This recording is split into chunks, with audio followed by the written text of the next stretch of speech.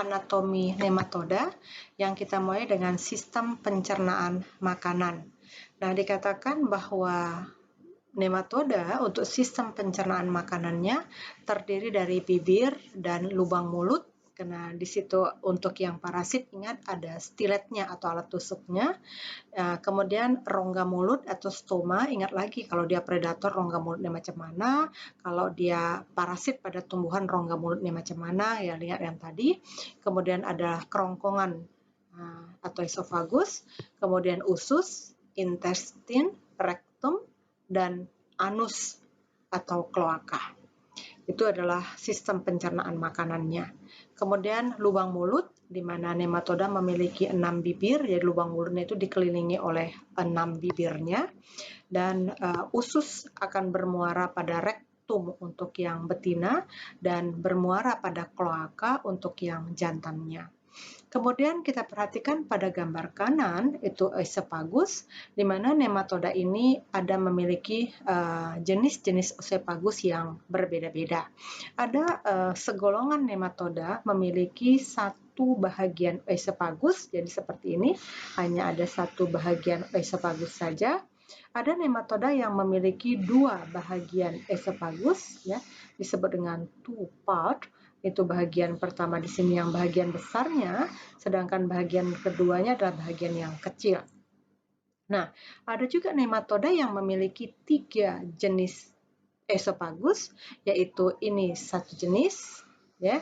Kemudian Metauropusnya satu jenis, dan yang di atas adalah satu jenis. Atau di sini dia satu jenisnya, di sini dia satu jenisnya, dan di sini adalah satu jenisnya. Jadi ada 3 bahagian pada sistem pencernaannya yang berfungsi sebagai esophagus. Nah, bagaimana dengan kita perhatikan masih dengan esophagus tadi?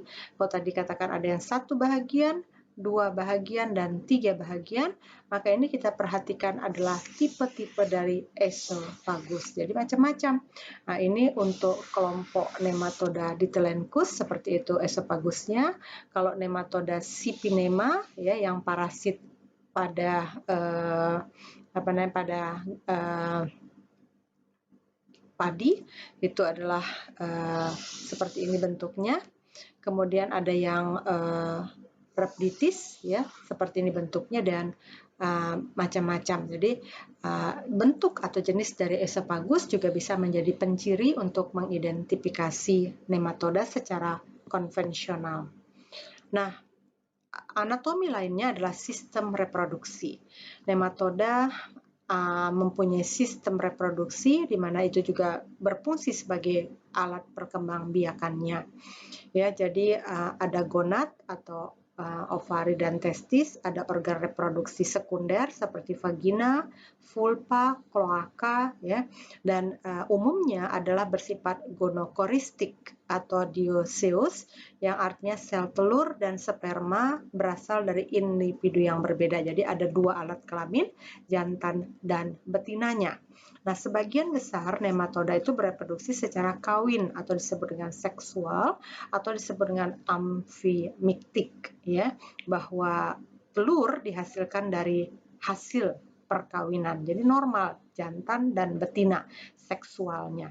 Tetapi ada juga nematoda yang berkembang biak secara partenogenetis atau partenogenetik. Artinya sel telur dapat berkembang menjadi individu baru tanpa harus dibuahi oleh sperma. Ada, jadi dia tanpa harus ada sperma, dia bisa membuahi sel telurnya.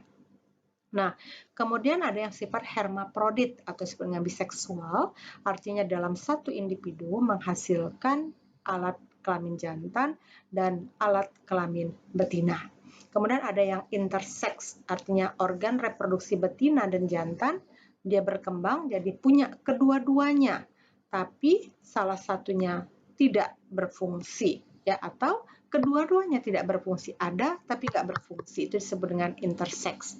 Ada juga yang cara reproduksi berubah, itu artinya bahwa pada fase hidup dia bebas sebagai free living nematode, dia adalah bersifat sebagai amfimiktik, yaitu ingat lagi sebelah kiri nih bahwa bereproduksi secara seksual atau kawin. Tapi ketika dia fase parasit, ya, jadi ketika dia memangsa atau merusak tanaman, dia bersifat partenogenetik, artinya bahwa individu atau telur bisa dibuahinya tanpa adanya perkawinan. Itu disebut dengan reproduksi berubah. Contohnya pada Strongyloides. Nah, sistem reproduksi betina sering disebut dengan vulpa. Yang mana vulpa? Ini vulpa. Ini yang terbelah seperti ini. Ya, ini dia. Ini adalah vulpa. Atau kok ini kita lihat ini yang terbelah ini adalah vulpa. Di sebelah pendekat vulpanya adalah vagina. Kemudian ini adalah bagian uterusnya. Ya. Nah, organ reproduksi betina itu berbentuk seperti tabung, jadi seperti ini, ya. Seperti ini, ini adalah alat reproduksi betinanya, ya, di mana di situ ada ovarinya sebagai indung telur dan ada saluran telurnya atau gonodak. Satu ovari disebut dengan monodelphic, ini satu ovari, misalnya B dan C, ini B dan C itu disebut dengan hanya memiliki satu ovari, sedangkan ada yang memiliki dua ovari yang disebut dengan didelphic, contohnya adalah D, ya, E dan F, ini nih, 1, 2. Ini ada satu di atas, satu di bawah, ini dia satu di bawah, satu, itu adalah didelphic, artinya dua ovari. Sedangkan kalau ini hanya satu, maka disebut dengan monodelphic. Ini kok kalian perhatikan ya, alat kelamin betinanya, ya kan? Nah, kita lihat ada ovum, ini ya, ini ovumnya, ini adalah bagian ovarinya, ya kan? Nah, ini adalah vulpa, ya, vulpa. Ini bagian di belakangnya, ini dia vulpanya yang terbelah ini juga, dan di sini adalah vaginanya. Di sini adalah alat rahimnya atau disebut dengan uterus. Dan ini kita perhatikan di sini adalah uterusnya di sebelah vulpa dan vagina. Itu alat kelamin betina. Sedangkan alat kelamin jantan itu terdiri dari testis, kantung sperma, dan vas deferens. Nematoda jantan juga mempunyai organ seksual sekunder disebut dengan kloaka, bursa, spicula, dan gubernaculum. Dan memiliki satu testis yang disebut dengan monorchic dan ada yang dua testis yang disebut dengan diorchic. Yang mana spicula ini? Ya, menonjol. Ini yang Ibu gambar sendiri nih ya, ketika menemukan nematoda Fergusobia. Ini dia. Ini ya, kelihatan. Nah, ini kalau digambar 3 dimensi. Nah, ini kalau bahkan di sketsakan seperti ini dia.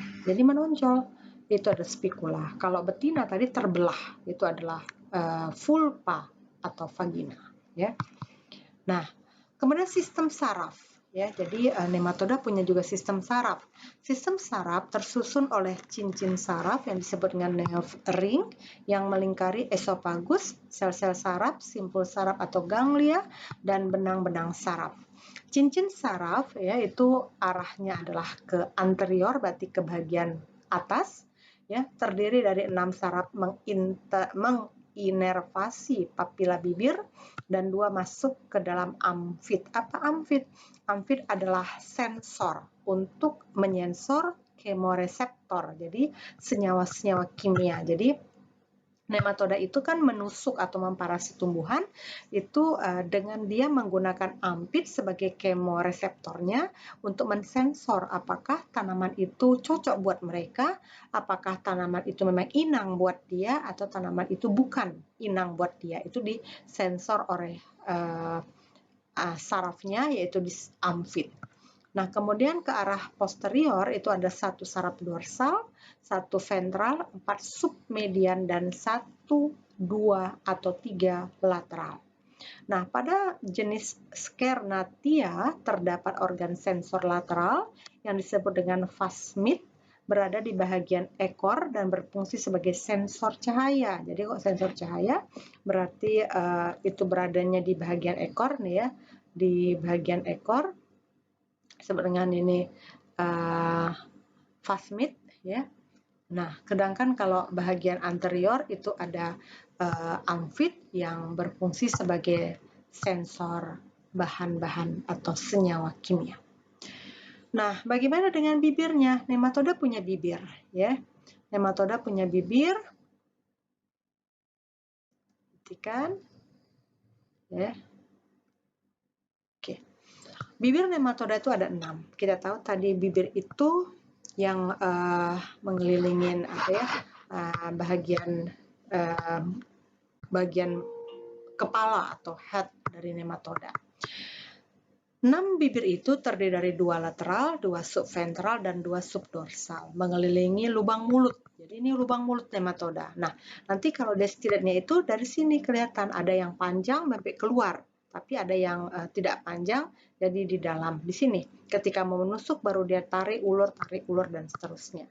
Nah, ini adalah amfit tadi, ya. Ini amfit yang menyensor untuk yang sarafnya untuk mengatakan reseptor dan sebagainya.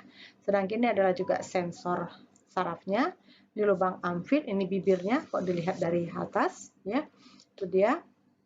Dan beberapa nematoda parasit, misalnya Melodogin, bibirnya mengalami modifikasi. Jadi enggak lagi tapi mengalami modifikasi. Nah, sistem sekresi ada 2 macam sistem ekretori atau sekresi pada nematoda, yaitu disebut dengan sesernentia apabila dia berbentuk seperti tabung, dan ada adenoporia bentuknya seperti kelenjar. Yang mana ini? Ini adalah berbentuk seperti tabung. Ya, ini dia. Di sistem alat pengeluarannya. Ya, sedangkan ini yang berbentuk seperti kelenjar. Ya, jadi beda ya. Ini adalah berbentuk seperti kelenjar. Nah, untuk potongan tubuh nematoda yang melintang, kita bisa perhatikan ya, bagian tengahnya seperti ini dia. Ya, ada dorsal nerve-nya, ada ovari gini kalau di atas ya, ada uterusnya dan seterusnya. Nah, bagian esopagusnya ini kita perhatikan. Nah, sekarang karena ini adalah pratikum, maka kalian wajib menulis laporan pratikum. Apa itu? Bikinlah laporan pratikum, ya tulis di kertas, ya, diketik, kemudian dikirim kembali ke kelas kita ini, ya. Contoh nematoda dengan berbagai macam bentuk, ada permiform, ada bentuk pir dan sebagainya yang kalian temukan.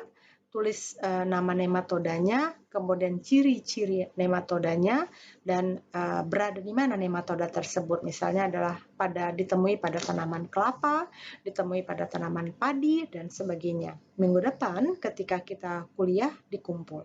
Ya, saya pikir itu untuk pertemuan kita hari ini. Kita lanjutkan dengan diskusi. Ya, selamat siang. Kita balik ke diskusi. Terima kasih.